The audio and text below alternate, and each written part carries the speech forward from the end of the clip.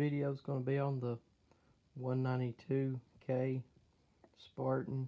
This is the disaster series. So what we was working on is getting our stitch length regulator to working properly. So we was getting 10 stitches per inch instead of 6. So we was losing from 10 down. It wasn't making the stitches from 10 inches down. So the only thing it was stitching was 10 up to 30. So what that was this arm right here not wanting to work properly. You got this centric nut that goes down here on the bottom that adjusts your length. Then this connects up top, and the biggest problem is you got a roller on this other side of this arm. And turn this arm over and I'll show you. So you got a roller that works on your stitch length knob. So right here's your little roller. It goes in here like that. This roller rides in this groove. If this roller starts to stick and mess up, you'll start having problems.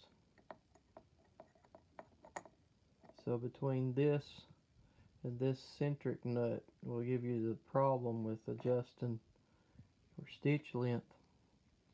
So while we was trying to break this loose right here and get this roller to working, we snapped this arm. Now these is not made out of tool steel like most people thinks. These are a very soft kind of metal.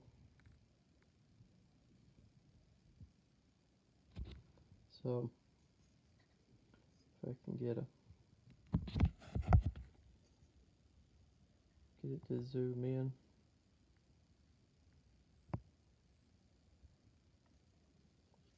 You might be able to see, but it's a really soft metal. It's got a lot of pores in it, a lot of air gaps in the metal. I'm not real sure what they're made out of, but they're not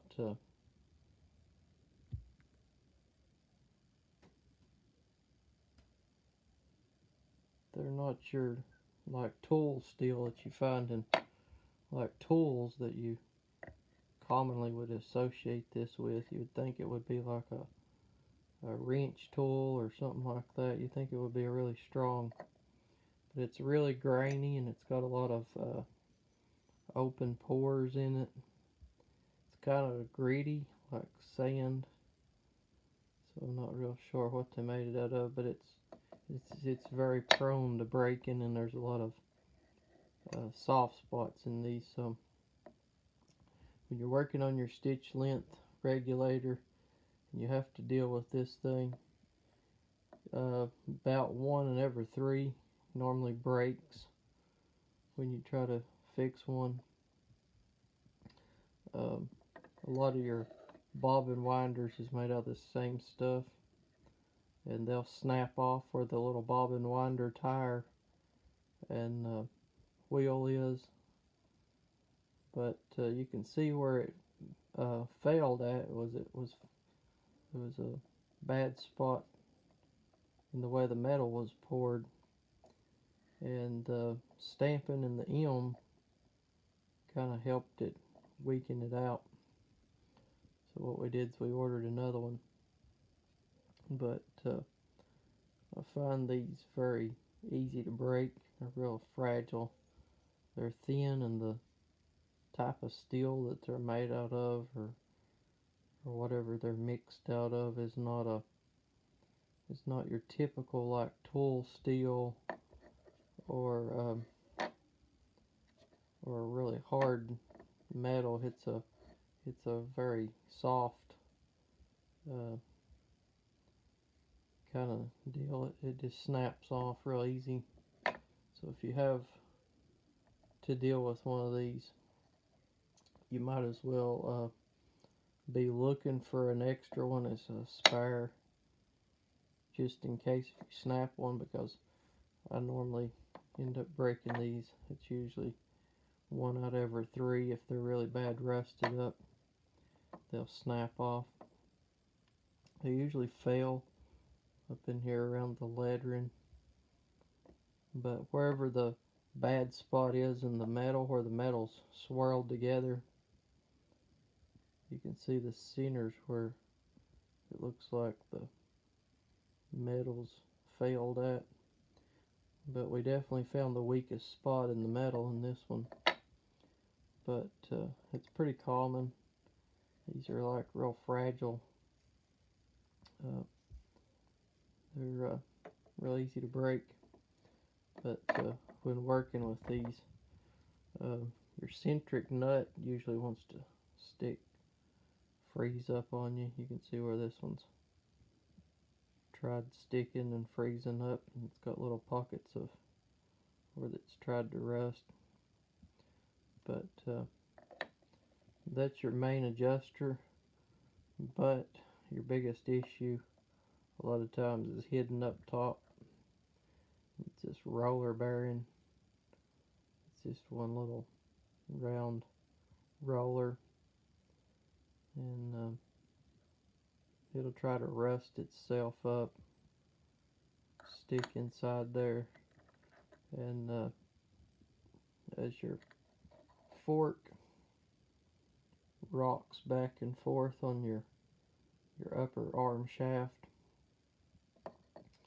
this roller will slide back and forth inside of here as you move it, and it gives it a pivoting point. So what this one was doing is, instead of doing 6 stitches per inch, it was starting out at 10. So we was losing all these stitches below 10, and then when you come up here and you put your finger on these, they were moving, so there was slack in this shaft down here and up here, and then this was stuck, so there was quite a bit of issues going on, and it was causing it to jump around. You'd be like at 10 stitches per inch, then you may get a few extra, maybe you may go down to 8, but most of the time it was jumping from 10 to 15, somewhere back in there. And this little piece right here was kind of just moving on its own back and forth. So we're gonna have to go through and fix all that. But a lot of people don't know about these little roller bearings. It's up here in the top. If they get stuck, when they get to where they don't work, they'll sit in here and they'll slide back and forth until they wire flat spots on them. And they'll get a flat spot. You can see where this one's tried getting one. But they'll get a flat spot wore in them. And then when you move your stitch length regulator up and down, this will have slack in it and it'll bounce around. You can also get slack up here in the forks, or you can get slack down here where the centric nut is. Now as you turn it, it will change the length. So you can get slack here, here, up here, and up here in the forks. So luckily we found another one of these for a replacement, and we're going to get this one replaced. And then we're going to work on getting the stitch length regulator back up. How you know if your stitch length regulator is working is you got 6 stitches per inch. So what you do is you put you a flat piece of paper in here, thin piece, run it, count the holes, and if it's doing 6 stitches per inch, then you're doing alright. But if it's not, it's coming out different, you're going to have to work on your regulator. And if you've got a bad one of these, they'll snap off like this one did. Usually they've got a weak spot in a lot of them, but about 1 out of every 3 will just snap off when you try to work with them. Least little force or least little peck you do with it, even with a plastic hammer, they'll still snap off. So it's a big part of dealing with these old machines. This is probably the biggest piece that goes bad in these. So if you ever have to work on a stitch length regulator, make sure that you've got an extra one handy in case it snaps, because these will snap off real easily. They're not as strong as you think they are. They look all polished and smooth, and they look like a tool steel, but they're far different inside. But what we've done is we've had to go in through here, take all this out, take this screw out here, go through here, take all of it out. So we've got all this tore out back here. Another thing is I made an extension onto the 192K case that I built for it. So we built the extended tray out for the front of it. But we're going to get this regulator back to working and get in here and polish all these pieces back up. It's always a good idea to, if you're ever in one of these, to check, make sure they're all in good shape on the inside. Make sure there's no wore places in here, and there's no bad spots on your little roller. It's supposed to roll. And on the end of your screw, there's nothing on it. It just rolls on it. So all that needs to be polished up, especially if your machine's been sitting for a long time. This one's been sitting in some rainwater, so it got into some of these parts up here and swelled them up and got them rusted. But that's the thing with dealing with these regulators, is this is your biggest part to fail. It'll always fail somewhere right in here with the numbers. Just try to snap off on you. But anytime you're working with one of these, keep in mind of making sure you have one of these extra on hand. Most of your adjustment's going to be right here, but if you've got bad roller bearings up here, this little roller bearing, it'll affect your length because it'll flatten out up here on these top and bottom. It'll be play inside here. So when you're working on all this, this is the part where you want to dread doing, because this is the part where everything always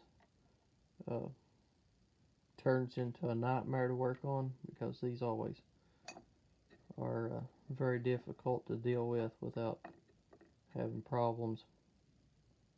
So this video is to cover all that.